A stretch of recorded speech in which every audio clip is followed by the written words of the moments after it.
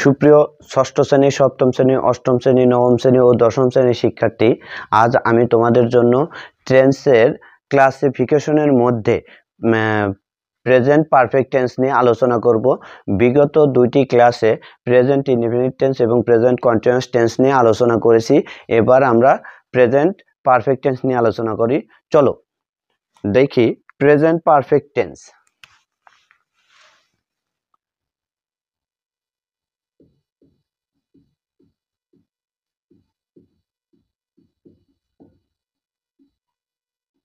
Present perfect tense, present perfect tense কাকে বলে? বর্তমানে কোনো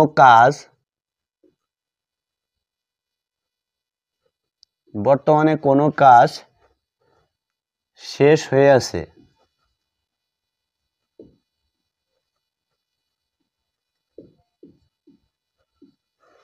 বর্তমানে কোনো কাজ শেষ হয়ে আছে কিন্তু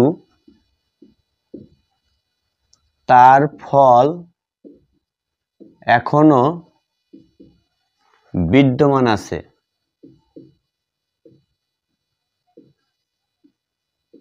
তাকে প্রেজেন্ট পারফেক্ট টেন্স বলে।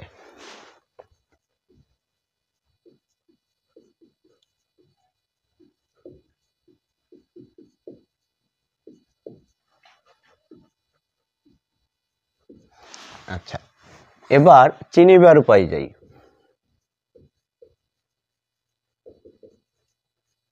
চিনিবার উপায়, বাংলা বাক্যে ক্রিয়ার শেষে, বাংলা বাক্যে ক্রিয়ার শেষে, ক্রিয়ার এখানে কয় রফলা হস্যি উন্তুষ্ট একার বসে, ক্রিয়ার শেষে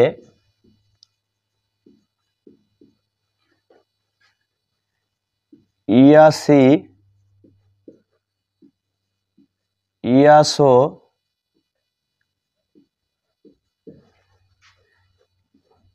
ইয়াসি, ইয়াসো,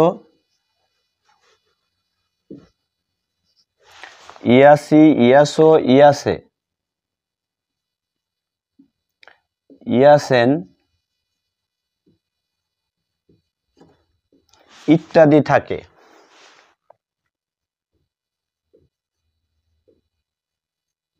ইত্যাদি থাকে, যেমন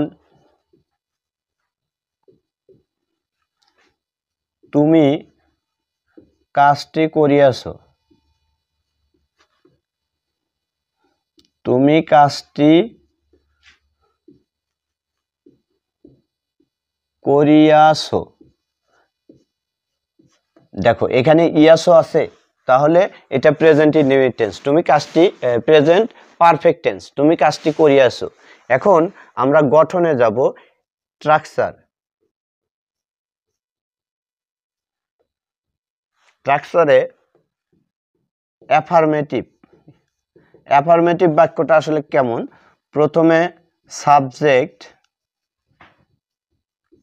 plus have oblique has plus verb 3 plus object oblique extension oblique complement, complement. আচ্ছা দেখো এখানে ভার্ব 3 বলতে কি বোঝায়? আমি তোমাদের এর আগেই বলেছিলাম ভার্বের 3টা কিন্তু ফর্ম আছে, একটা present form, past form, past participle form. এই 3 নাম্বার ফর্ম মানে ভার্বের পাস্ট পার্টিসিপল ফর্ম। আমি এই কারণে ভার্বের পাস্ট পার্টিসিপল ফর্ম পুরো শব্দটা না লিখে শুধু ভার্ব 3 লিখছি, তার মানে এটা বুঝতে হবে এটা ভার্বের পাস্ট পার্টিসিপল ফর্ম। তোমরা একটু খেয়াল করবা। আচ্ছা, যেমন উপরের এই বাক্যটা আমি লিখি, দেখো তুমি কি কাজটি করিয়াছো, তাহলে কি হবে? প্রথমে তুমি কি কাজটি করিয়াছো, সাবজেক্ট ইউ, ইউ, ইউর সাথে হ্যাভ হয়, you have, you have, do এর past participle form do, did, done, do, did, done, done the work. তুমি কি কাজটি করিয়াছো, do you have done the work, তুমি কি কাজটি করিয়াছো। এখন আমরা নেগেটিভ বাক্যে যাব। নেগেটিভ, এখানে একটা নোট আছে, নোটটা একটু খেয়াল করবা। নোট, এটা রাইট ফর্ম অফ ভার্বের একটা rule.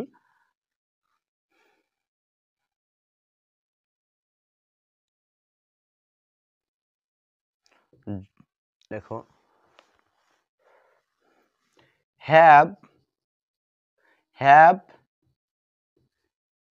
has, have, has, had এবং had, have, has, had যুক্ত বাক্যে, যুক্ত বাক্য, যুক্ত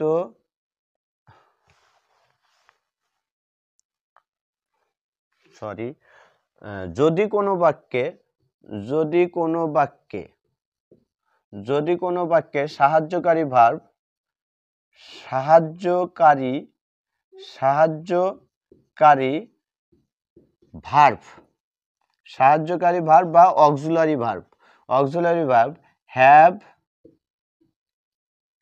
অবলিক হ্যাজ অবলিক হ্যাড থাকে, থাকে তারপরে, তারপরে মূল ভার্ব, মূল ভার্ব বা প্রিন্সিপাল ভার্ব, মূল ভার্ব এর past participle, past participle form হয়, ফ্রম হয়। এটা রাইট ফর্ম অফ ভার্বের একটা রুল। যদি কোনো বাক্যে, যদি কোনো বাক্যে সাহায্যকারী ভার্ব হ্যাভ, হ্যাজ, হ্যাড থাকে, তারপরে মূল ভার্ব যেটাকে প্রিন্সিপাল ভার্ব, এটা কিন্তু প্রিন্সিপাল ভার্ব,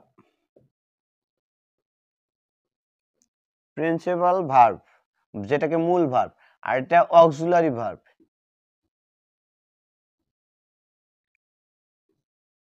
অক্সিলারি ভার্ব, এটা অক্সিলারি ভার্ব অর্থাৎ সাহায্যকারী ভার্ব।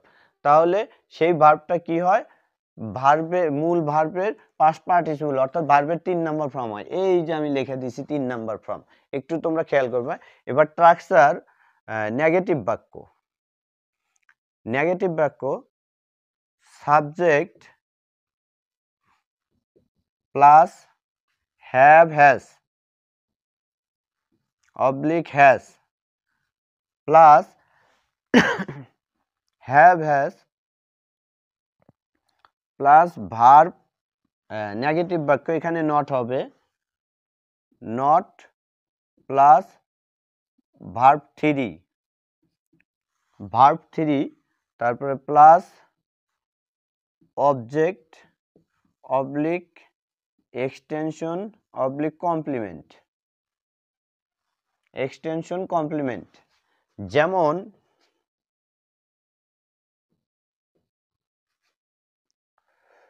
সে কি, সরি, সে মাঠে ক্রিকেট,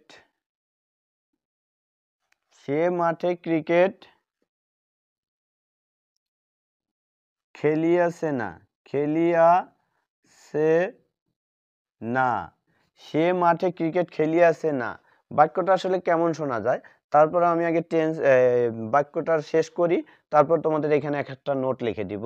দেখো, সে কি মাঠে ক্রিকেট খেলিয়াছে না, দেখো সে মাঠে ফুটবল খেলিয়াছে না, তাহলে প্রথমে হি, হি এর সাথে কি হবে, has, he has verb, he has এর পরে নট, নেগেটিভের নট, তারপরে প্লেড, প্লের সাথে ইডি যুক্ত হবে কারণ এটা ভার্ব 3, ভার্ব 3 অর্থাৎ played, played football, played football কোথায়, in the field, in the field. সে কি মাঠে ফুটবল, সে মাঠে ফুটবল খেলি আসে না, he has not played football in the field, সে মাঠে ফুটবল খেলিয়াছে না। এখন দেখো নোটটা বলি, নোটটা একটু উপরে লেখি, এই নোটটা একটু মনে রাখবে। এই যে না, এই নাটা আসলে কেমন শোনা যায়, খেলিয়াছে না কেমন শোনা যায়, যদি এরকম হবে, যদি কোনো বাক্যে, যদি কোনো বাক্যে নাই থাকে তাহলে বাক্যটি প্রেজেন্ট পারফেক্ট এখানে টান দিয়ে দিলাম বা পাস্ট ইনডেফিনিট টেন্স হয়, পাস্ট ইনডেফিনিট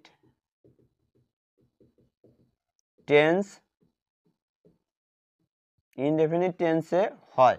এখন কথাটা একটু খেয়াল করো, যদি কোনো বাক্যে নাই থাকে তাহলে বাক্যটি প্রেজেন্ট পারফেক্ট বা পাস্ট ইনডেফিনিট টেন্স হয়।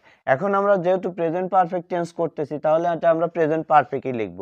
যখন আমরা পাস্ট ইনডেফিনিট টেন্সে যাব তখন নাই কথাটা থাকলে নেগেটিভে নাই কথাটা থাকলে পাস্ট ইনডেফিনিট টেন্সে লিখব। যেমন এইটাই যদি আমরা লিখি সে মাঠে ক্রিকেট খেলে নাই, কথাটা একটু এরকম ভাবে যদি লিখি একই কথা, সে মাঠে ক্রিকেট খেলে নাই। দেখো কথাটা একটু খেয়াল করো, সে মাঠে ক্রিকেট খেলে নাই, তাহলে এখানে খেলে প্রেজেন্ট ইনডেফিনিট টেন্স হয়, কিন্তু নাই থাকার কারণে এটা পাস্ট প্রেজেন্ট পারফেক্ট টেন্স হলো। এই যে এখানে নোটটা লিখে দিয়েছি, যদি কোনো বাক্যে নাই থাকে, নাই কথা লেখা থাকে তাহলে সেটা অবশ্যই পাস্ট প্রেজেন্ট পারফেক্ট বা পাস্ট ইনডেফিনিট টেন্স হবে। আচ্ছা,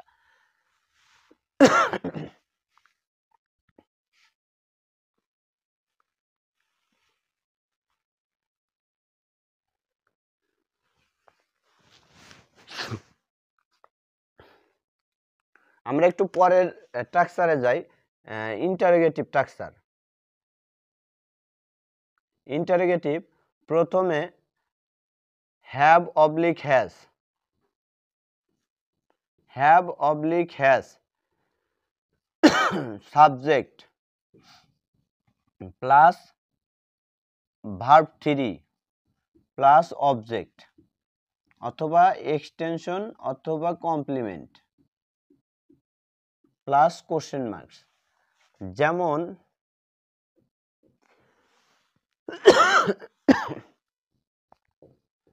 তুমি কি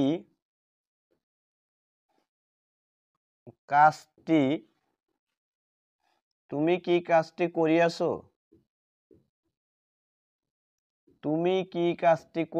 খেয়াল করো, তুমি কি কাজটি করিয়াছো, তাহলে প্রশ্নবোধক। প্রথমে ইউ এর সাথে কি হবে হ্যাভ, তাহলে হ্যাভ ইউ ভার্বের 3 সাবজেক্ট ইউ লেখছি, তাহলে ভার্ব 3 হতেছে do did done, have you done the work. তুমি কি কাজটি করিয়াছো, তাহলে have you done the work. শেষ গঠন negative plus interrogative. Negative plus যেমন হ্যাভেন্ট অথবা hasn't plus subject plus verb 3 plus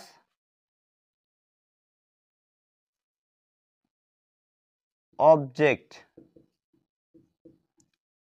oblique extension oblique complement plus question marks. যেমন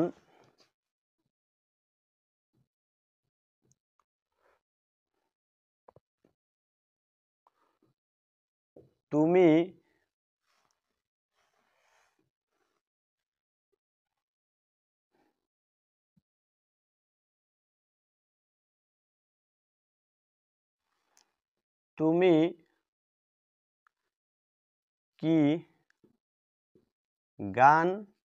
কি গান গাও নাই, এই যে কথাটা লেখা আছে, নাই থাকলে প্রেজেন্ট পারফেক্ট টেন্স হয়, এই যে প্রেজেন্ট পারফেক্ট টেন্স। তাহলে তুমি কি গান গাও নাই, প্রশ্নবোধক চিহ্ন। তাহলে কি হবে, প্রথমে হ্যাভেন্ট ইউ সিং এর ভার্ব 3, তাহলে কি হবে sing sang SUNG, you sang a song, SONG, you sang a song, প্রশ্নবোধক চিহ্ন। দেখো তুমি কি গান গাও নাই, haven't you sang a song, তুমি কি গান গাও নাই, তাহলে এটা প্রেজেন্ট পারফেক্ট টেন্স, যেহেতু নাই আছে তাহলে নাই থাকলে এটা প্রেজেন্ট পারফেক্ট টেন্স হয়। তোমরা কথাটা একটু মনে রাখবে। এখন ভার্বের নোট, এই যে হ্যাভ এবং হ্যাজ, এটা আমরা কোথায় কিভাবে ব্যবহার করব? সাবজেক্ট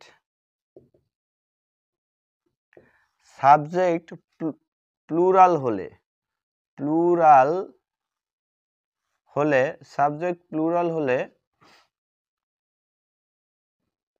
সাবজেক্ট প্লুরাল হলে হ্যাভ, এবং সাবজেক্ট সিঙ্গুলার হলে, সাবজেক্ট প্লুরাল হলে হ্যাভ এবং সাবজেক্ট সিঙ্গুলার হলে হ্যাজ। কিন্তু হ্যাজ হয় লিখি, হয়। আচ্ছা, তারপরে দাঁড়ি, কিন্তু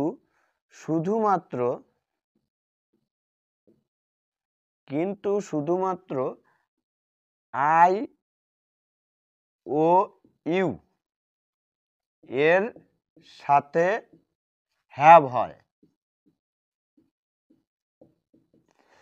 নোটটা একটু খেয়াল করবে, সাবজেক্ট প্লুরাল হলে হ্যাভ এবং সাবজেক্ট সিঙ্গুলার হলে হ্যাজ হয়, কিন্তু শুধুমাত্র আই এবং ইউ এর সাথে হ্যাভ হয়। আরেকটা নোট আছে, আমি একটু মুসের নোটটা লিখি, তোমরা একটু খেয়াল করো।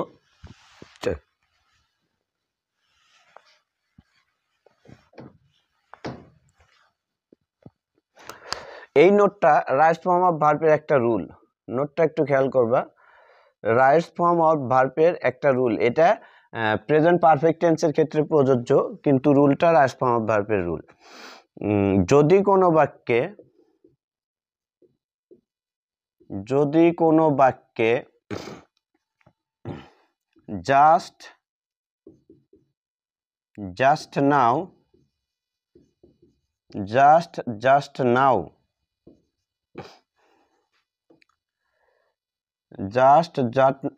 নাও already, lately,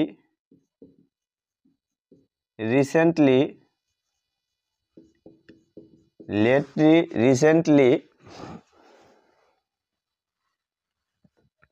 ইত্যাদি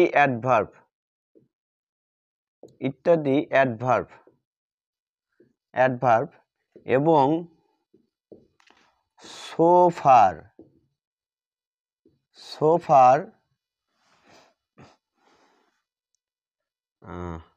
up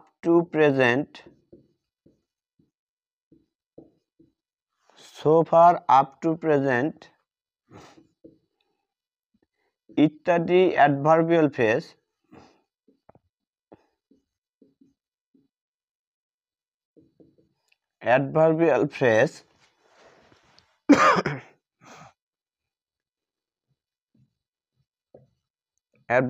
ফ্রেজ থাকে, তাহলে বাক্যটি প্রেজেন্ট পারফেক্ট টেন্স হয়। প্রেজেন্ট পারফেক্ট টেন্স হয়, আর পারফেক্ট টেন্সের গঠন অনুযায়ী বাক্যটা লিখতে হবে। যেমন